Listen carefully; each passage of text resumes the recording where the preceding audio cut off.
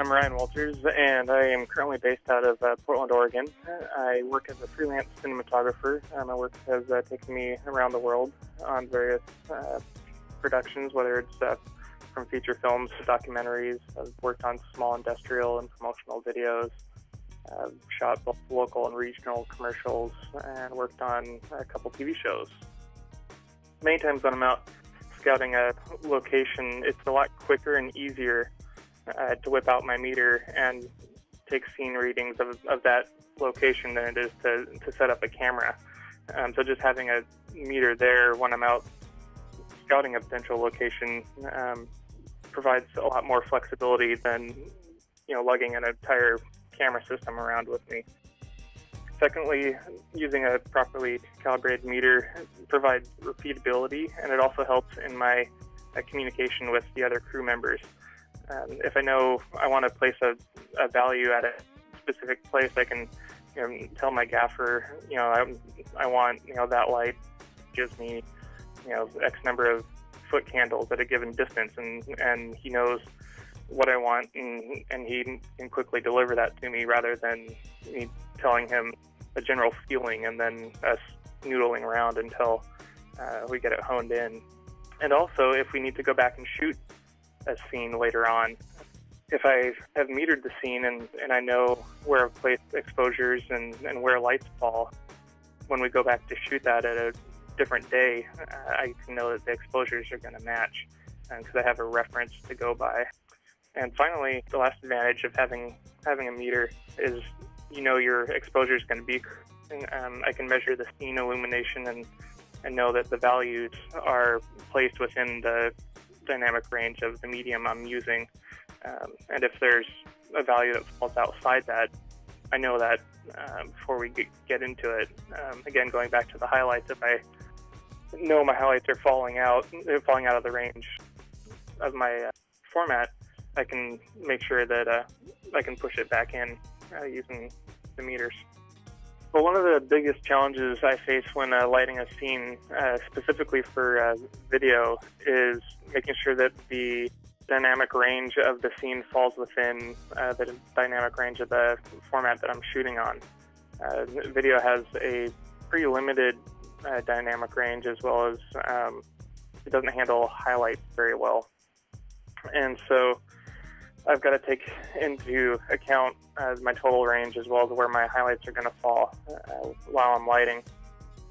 This is in stark contrast to film, where you'll have a wide dynamic range, and many times you can have 5 to 7 stops over exposure. In the video world, you're lucky to get 2 to 3 stops of overexposure. And many times, though, overexposure doesn't roll off very well.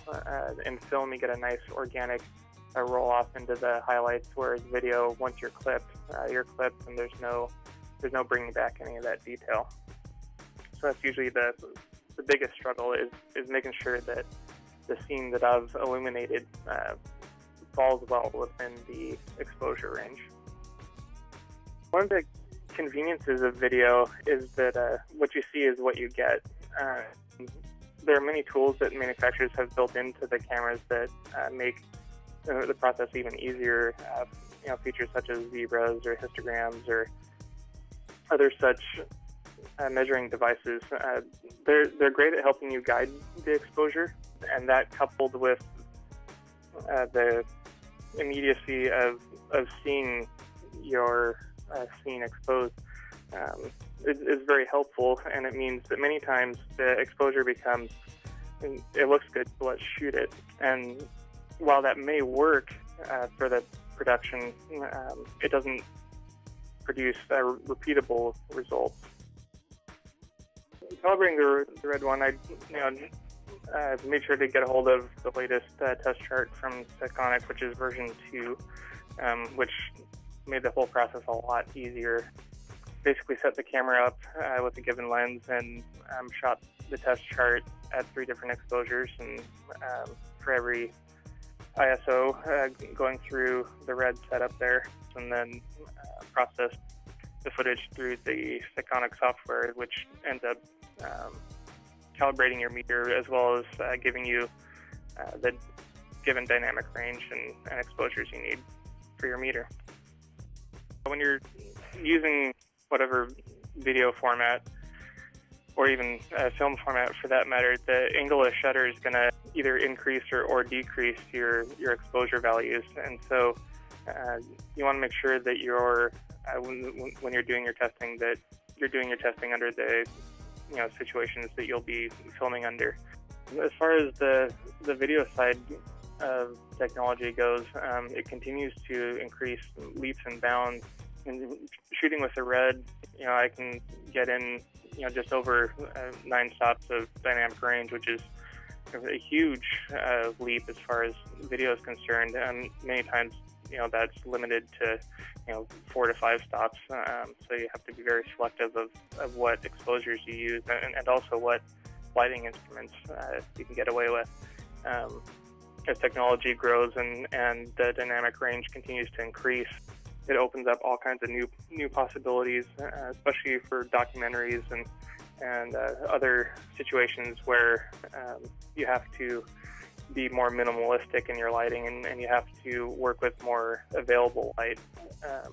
Having that extra dynamic range just allows you to be more flexible with some of the productions that you really need that flexibility in.